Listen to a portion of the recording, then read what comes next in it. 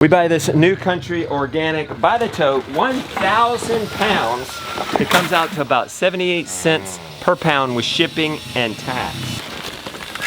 Come on. Is this for the sea monsters or layers? Sea monsters, meat chickens, sea for Cornish cross, monster for the speed that they grow, guys, in 58 days from little chick shipped in the mail to harvest. Wait, What? I thought it was like sea, like No, not sea. like the ocean. What? Sea like the letter. Sorry, you must put up with me. I And thought it was like sea, like a sea. I want to say aneurysms. Not that word I'm looking for. What do you call that? I don't know. Austin, you know what I'm talking about? A sea monster will need about 10 pounds of food to get it to 8 weeks, to get it to about 4 pounds in your freezer. Sometimes you win and you get more than that. We've had some as much as 6 pounds. Other times, you know, maybe 3.5 pounds. So let's just be conservative and say average of 4. Sorry for the house build noise, but I'm not stopping that progress. Can we go? You want to drive and I'll talk? All right, I've done the math in private. You're not supposed to do that in public. It came to about $2.50 a pound. That's an incredible price considering like Whole Foods is $6 a pound, and that's not even pastured. I've seen pastured organic as much as $8 a pound. Now that we got the numbers out of the way, if you want to actually see how we set it up, we're going to show you the chicks and the brooder and how we set that up. We're going to right now set them up to go on a pasture. We have clouds, it's raining a little bit. We may wait. You want to do this when it's warm. You want to do this in the afternoon when it's dry. Let's go ahead and turn him off before Gideon ruins him. We mowed this a little bit ago.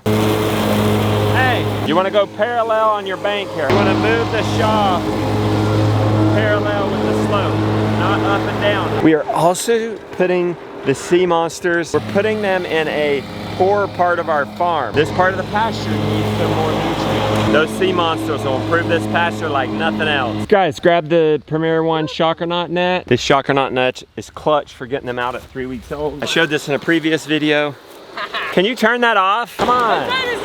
No, undo that. Yeah, I think it counts on, you know, it makes his hands wave. Balloon Man. That's the real name, like on Amazon. We lost 0 chicks last year right when we started implementing Balloon Man. Anyway, 100-foot net. It's hard to get shocker knot. It's likely going to be out of stock. You can try, you can get on the wait list. You can use a regular poultry net. The problem you are going to have is the first few days, they're going to be likely to go through it. Just every evening, go put them back in. And you only really have to do that for a few days, and then they'll be too big or they'll be trained to stay in. Jonah's working on getting the fence up. We got the meat shaw. Introducing the meat shaw. If y'all haven't seen this before, this is a chicken coop. No floor. We don't even have any walls. And it works fantastic. The cool thing about this over, say, a poultry pen is, well, one person can easily move it without any extra tools. You can go on wild terrain. See, I'm nook and cranny farming. Like, we're at the base of our pond here and needing to be on sort of a slope. This is probably a 15-degree slope. Hey, those aren't drivable posts. So let's use there you go. There it is. As you can see, this terrain is awful. Need some manure love. None of my coops have a solid floor, because why would you want to clean out chicken doo-doo? Stop doing that. Stop doing that. No floor or minimal floor, guys. Inch gaps if you must have a floor so that the manure can fall through.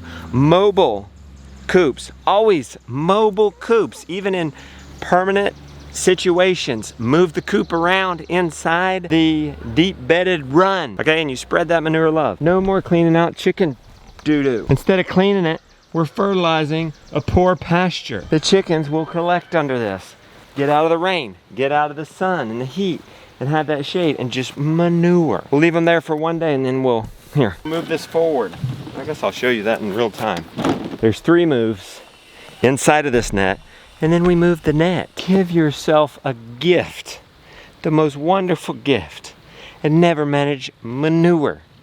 Put it where it can be helpful and beneficial, and don't handle that.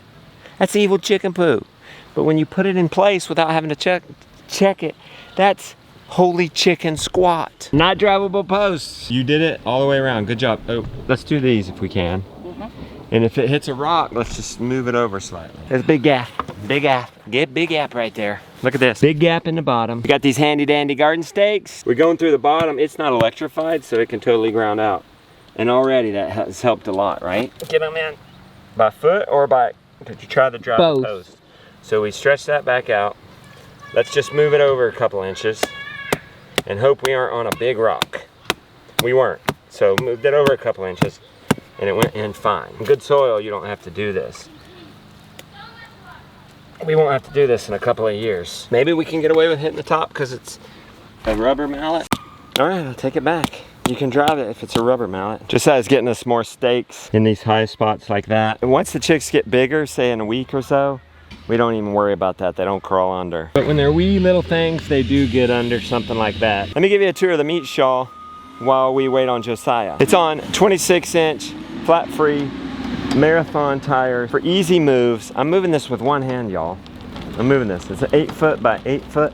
It'll accommodate 100 chicks. That's what I rated at. We start out with 125 in case we lose some. Like last year we didn't lose any and it was just fine. This was an early thing where I actually had a tray in here for storing feed and stuff, and I think that's good if you aren't doing 100 chicks. If you're doing 100 chicks, especially towards the end, you're feeding so much feed, it's not even worth handling it twice to have a different storage area out here. We just haul feed with buckets every day. Feed them all they can eat all the time, 24/7. It keeps their metabolism lower or higher, whichever one it is. They actually gain better with not eating as much. We rationed at one point and it just kind of backfired on us. What's up? Couldn't find any. You couldn't find any garden stakes? I couldn't. Okay. Super simple, easy to build, very inexpensive. Cross boards to support it. By the way, we actually raised this early on. I had this down very low. The axle board was part of the roof. And Joel Salatin came in a consult and he's like, you gotta raise that. They're gonna get hot. Yeah, okay. I ended up raising it. I was afraid that predators would get to them. They don't, especially to help with the tube man and a guard goose. And now we actually made it as high as a sheep shawl. So we have a hack there for you. If you just do a one run of chickens, it's only been used 5 weeks.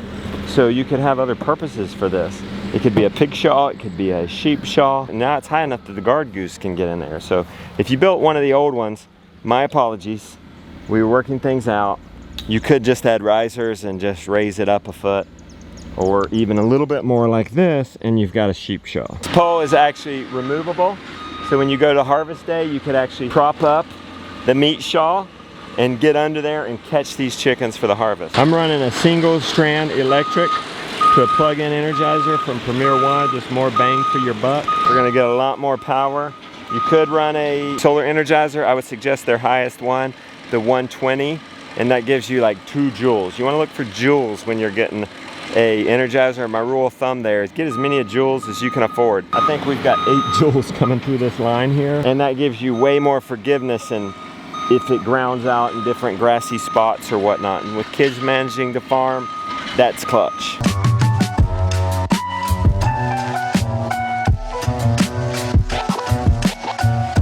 It's easiest to do one big batch of chickens as opposed to multiple small ones. Like, get all your chores done, chicken chores done in 8 weeks. It's incredible. I like this long trough feeder from Premier One. We put that right in the middle right there. I like their king feeder. I don't like putting a lid on for the sea monsters. It makes it a little harder for them to get at it. You've got to put the feed under the shelter so it doesn't get wet. Plus, that keeps them from getting too much exercise. You want them to get some exercise, but not too much. Hence, 1 net. We used to do 2 nets and you could have like 6 moves without having to move the net. But the chickens got too much exercise and they weren't putting on the weight. So they get plenty enough exercise just being outside like this. That's enough. We start them out on New Country Organic starter feed. And as soon as they're 3 weeks old or older, you can transition to a grower. It's a little easier for you to manage. And the only difference is the starter is ground up. It's more powdery. So we actually get 1,000 pounds of starter, and everybody has it. Laying egg chickens and everything. Won't hurt them. You just need to make sure your egg layers get some calcium source. they enjoy the extra protein that starter feed gives. And then we just switch everybody over to grower. And that's all we ever do until all we have is egg layers, and then we do layer feed. Hella grit. This is just creek sand from the creek. You can buy what you call chick grit. I like to call it rooster teeth. They grind up their food by putting it in their gizzard. It's a muscle that moves their food around, and it's got these little rocks in it, and that's their teeth, and they are able to digest their food better. Gosh, that can be a 25% difference in weight. Get them some dentures, all right? They'll be able to chew it better, therefore digest it better. All right, let's get these chicks. These are jumbo Cornish cross. They're from McMurray Hatchery. We get them unvaccinated. We plan on eating these. We don't want to eat vaccinated chicks. You get a guard goose, gonna train up, guard these fellas. One of those guys will go to the egg layers. If we put 2 geese together in the field, they ain't gonna pay no attention to the chicks. 1 guard goose per posse. You probably only have 1 posse. You have to order at least 2 geese, so give the 2nd goose away, raise it up, and harvest it. Whoa! I think I'm getting pooped on. Oh! Yes, but I think I missed my body. Give 1 away, harvest it up. I don't know. I forget when the window is for goose. I want to say 12 or 14 weeks. See if he's ready for these guys. He's not guarding them yet. He's a little guy. I keep saying he, but it's actually a she. The she's are annoying because in the spring they pull out the nesting material and make nests and lay. Now they do lay eggs. Not many in a year, like 8. The eggs are nice. After the spring's over, they do quit pulling that nesting material out. The males, though, have a more catastrophic problem. Eventually, between 2 to 4 years old, they get sexually frustrated and they start thinking these chickens are goose, and they're rough, and they end up killing them, trying to mate them. Let's get him back in. Her. I think she's more imprinted on us because Lily spent so much time with her. Come on, come on. Oh, you like this grass? Okay. Have some grass. You see her? She follows me around. Ooh, I got a little treat for you. The beautiful one will never know. Here you go. Come on, eat your greens. You just spend some time with him, I guess. Her. Hey, spend some time with her, but don't let her over in that. That's been like tire waste. Ooh, look. Super tender. You probably don't want to eat while I'm holding you. Did you get them all in there? Yeah. 2 trays? Yeah. Okay, Premier 1 poultry crates. Little Giant vacuum seal waterer, 5 gallons. 9-year-old boy whose name means warrior. A 125 dirt bike. Kawasaki mule. Have you got your wire down? Homeboy dug a trench to get the single strand of electric out there. He's gonna bury an insulated wire. That didn't take you long. All right, come on, let's get him. We snaked the water hose out here. These drams, guys, I've had nozzles. Well, it helps if we turn the water on. I've had nozzles. They're just too complicated. They just wear out too much. Just a simple dram shut off. Keeps it shut. Open it up when you need it. Put it halfway if you need a sprayer. You're just dragging them and putting them out, huh?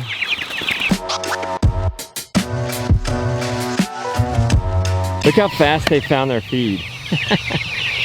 They moseyed on the clover a little bit, munched on the clover. The goose, though, could just live on that. Happy day. Oh, we got to get their other feeder. I like 2 king feeders, tray feeder. You want enough feeders that at least 30% of your flock could be around them.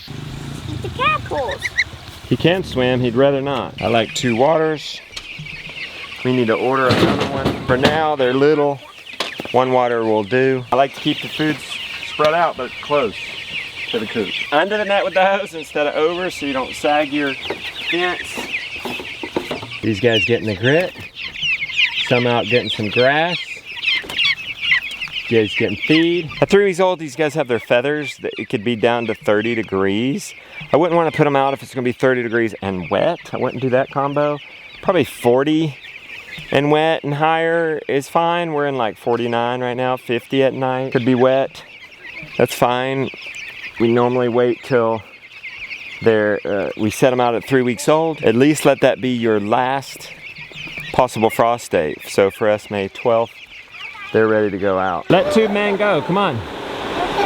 It's a modern day scarecrow right here. Scarecrow will only scare crows away for about 3 or 4 days. Let them go, bro. Just one Free tube man. Starting to rain. No big deal. They've got their feathers. I'm not worried about it. It's actually a pretty good thing because they'll stay under the shed and they won't pressure the fence. This meat shawl, do-it-yourself build at homesteadbuilds.com. That's a book we're coming out with. We're giving away the chicken tractor and the garden beds build right now at homesteadbuilds.com. Pre-order this right now until July 1st and get 10 plus plans delivered digitally. And then if you order by July 1st, you'll get the print book by Christmas. So if you want a guaranteed Christmas delivery, you want to check out Homestead Builds right now. And it includes the meat shawl. I don't know if I've ever sat around with the sea monsters. It's a little weird. It's a little smelly. Busy, aren't they? You got a little limp. These guys acting like chickens. What a happy life. Just total free range right here, protected by the net. Little guard goose, fresh grass. I don't think they know how good they have it. It's handy having big kids. Just drove right over that line. I'm noticing even with him working with me earlier, we're just kind of butting heads. You just kind of need your own job, don't you? You want to help, but you want autonomy. Do you know what autonomy means? He agreed to it. It means you want to eat tofu and tempeh at dinner. No, I don't think You agreed, you said yes. Oh, it's hitting. Oh, I would not run it to that ground rod. I don't know if that would mess it up. Oh, that's off. Not hooked up. Can you hook it up? Is this it? No. Oh, no, this isn't hooked up. Hook it up. All right, it's been a few days. Our meat shawl has gone all the way through the net. I'm gonna show you some tips and tricks for moving this entire system. The chickens will be free range for a minute. So it could be tricky if you don't know what you're doing. So here's what we did. First of all, your electricity. I've turned it off at the source. We're going to make sure you run your reel out to the fence and not the opposite way. That's because when you want to adjust this, whether you want to go that way, or back, in this case I'm going back, I just roll my reel up. We're actually gonna look at the lay of the land, go on contour, we're gonna go right through there. I'm actually probably gonna be all right just going to the next step. In this case, I'm moving the net from here to here. They're total free range now. They associate the meat shawl with home, so that's gonna be our first priority, is to move the meat shawl over.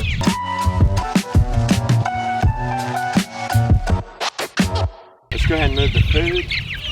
They're always hungry.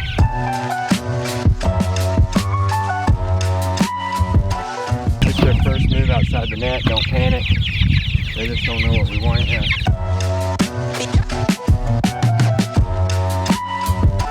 It's good. It's not going terribly smooth for y'all learning this. They didn't catch the memo at all. They got into this clover. Look at that goose guarding them.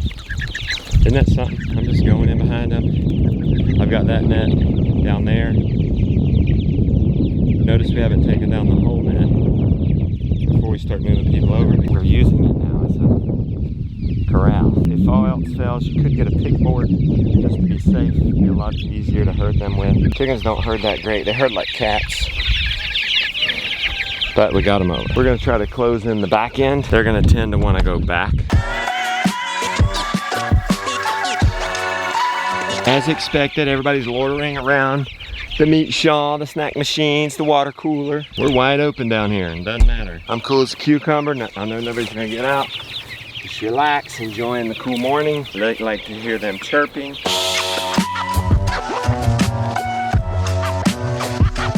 There's nothing like animals on new grass, guys. That never gets old. Something so right, so good about that. This meat shawl is available at homesteadbuilds.com. It's in our book. If you order by July, you'll get the physical book by Christmas. You can get these digital plans right away when you pre-order. So you might want to hop on that and join me in growing our own year's supply of chickens. And really it only takes 8 weeks, just 2 months. And it came out to like $2.50 a pound, organic pastured chicken.